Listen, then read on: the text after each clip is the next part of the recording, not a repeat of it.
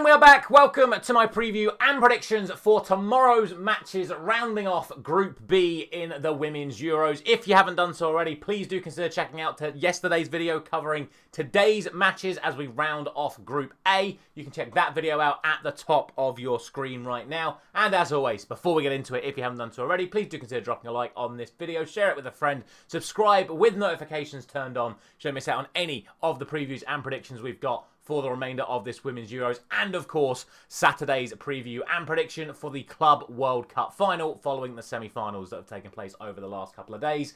And if you want to see even more from the channel and gain additional perks for the channel, you can do so by clicking the join button at the bottom of your screen to become a member of the channel. As for today though, this is the state of play. Yet again, we got both predictions correct last night in the Women's Euros, including an incredible victory for England, so much so that I thought I'd put another England shirt on today. Sadly, still no correct scores though, but at the end of match day 2, we're on 12 out of 16. So I will take that. It's been a pretty good tournament so far. Let's see if it can continue into match day 3 with yesterday's predictions and of course today's predictions for tomorrow. So without any further ado, this is the situation in Group B. Spain are top on 6 points. Italy are second on 4 points, knowing that a point against Spain will be enough to see them progress to the next round. Portugal sit in third place on 1 point and know that if they win against Belgium and Italy lose, there is still a chance they can progress on goal difference. And then finally, Belgium are on 0 points and are out because it is not possible for them to get 4 points from one game. So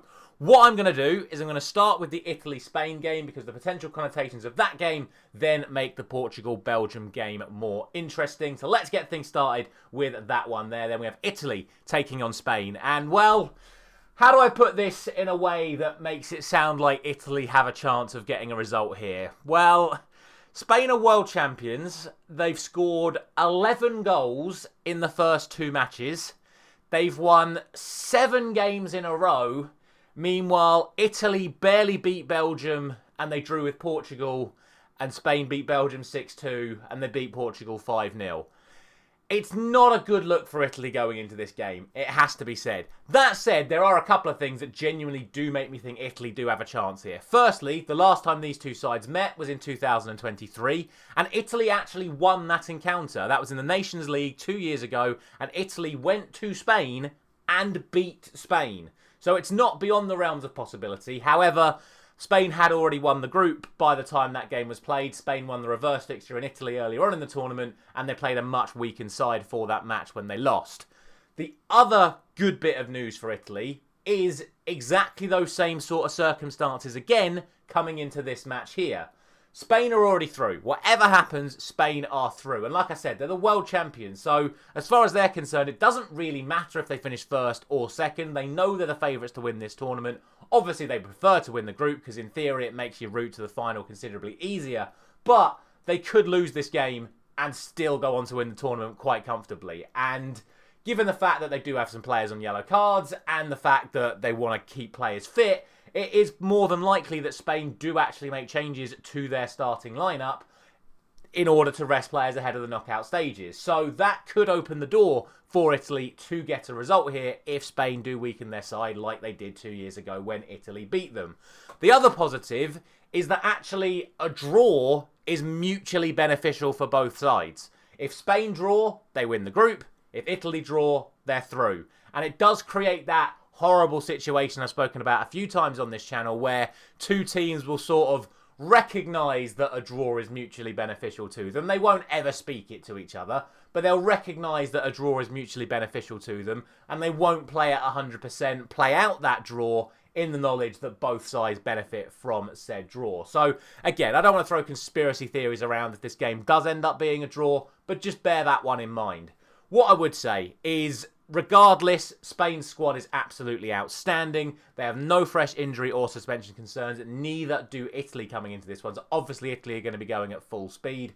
But they've not been so good that far this tournament. Spain have been absolutely incredible. And like I say, even if Spain make changes to their lineup, they have an incredibly talented squad where the drop-off from that first 11 to the second 11 isn't that significant, to the point where their second 11 is probably still as good as Italy anyway, if not still better. So, obviously, I still have to have Spain as favourites for this game.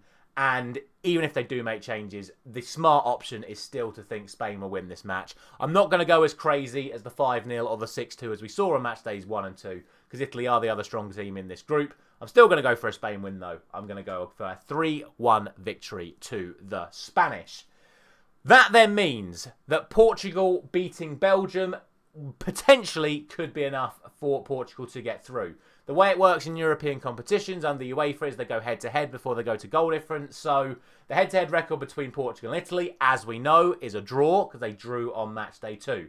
So that just completely gets wiped out the window. The head-to-head record is a draw, so it then goes down to goal difference. So Portugal need Italy to lose, and they need to win, and they need a 6-goal swing in their favour in able to pull this off. So even if Italy lose, Portugal have seriously got to go for it if they're going to get the result they need to progress.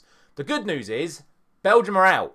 So they're not really playing for anything other than the prospect of finishing 3rd in the group rather than 4th, which isn't really worth anything to them. So this is where you get that other scenario where you could see potentially Belgium changing their lineup to give players that haven't played in this tournament so far the opportunity to play in this tournament. The bad news is the last time these sides met, Belgium went to Portugal and won 3-0. That fixture was on June the 3rd this year, literally less than 40 days ago. Belgium went to Portugal in the Nations League and won 3-0. To be fair, Portugal did win the other fixture. They did win 1-0 in Belgium, but it's not a good look coming into this fixture that Belgium have literally beaten Portugal 3-0 within the space of the last 40 days. So I'm not going to sit here with a lot of confidence and say that Portugal are going to win this game. I would say Portugal should win this game, given the factors I've already mentioned. They've still got something to play for, and Belgium haven't, and Belgium could make changes, and Portugal are only going to be forced into making one change because Borges is suspended following her 2 yellow cards on match day 2 against Italy, with that 2nd yellow card coming after they got their equaliser in the last minute. Imagine getting sent off in the 96th minute of a match and meaning you're going to miss the most important game of the group. But that's what happened. She is going to be unavailable. No other concerns for Portugal or Belgium coming into this one. So, I don't know. I think Portugal, like I say, Portugal should definitely be considered the favourites for this one. But what we can't overlook is that Portugal, as you can see on your screen there, Portugal have only scored 1 goal in this tournament. It was the 90th minute equaliser against Italy. Belgium, despite losing both games, did end up scoring twice against Spain, and obviously Portugal didn't score against Spain at all. And as we've mentioned, Portugal now need to score, in theory, probably upwards of 3, 4, 5, maybe even 6 goals to actually progress from this position. So they've actually got to go for it, which is something they don't do very often. And if they do go for it, it will leave them vulnerable to that Belgian counter-attack. And as we saw against Spain, even with Spain's dominance, when Belgium break, they are dangerous and they can score goals. So I think whatever happens in this second game, there is no world where Portugal get through unless Spain beat Italy like 7-0 and Portugal win 1-0. That is the only way I see Portugal getting through from this group. But who knows? We shall see.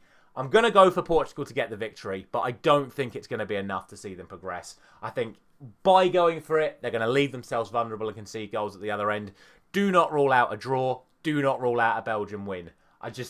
Anything's possible. I always say it when it comes to final group stage matches. Anything is possible with teams potentially making changes and all the possible connotations that can happen as these matches go on. Obviously, both matches being played at the same time as well. But I'm going to go for Portugal. I'm going to go for a narrow Portugal win. I'm going to go for 3-2 because they need goals. They're going to concede on the counter-attack. It's going to be chaos. But I still think in the end, Portugal will just about come out on top. Will it be enough to see them progress to the next round? As always, let me know your thoughts down in the comment section below. Don't forget to check out yesterday's video covering today's matches in Group A as well. Thank you very much for watching as always. I will, of course, be back tomorrow morning with my previews and predictions for the final group stage matches in Group C. So I'll see you there.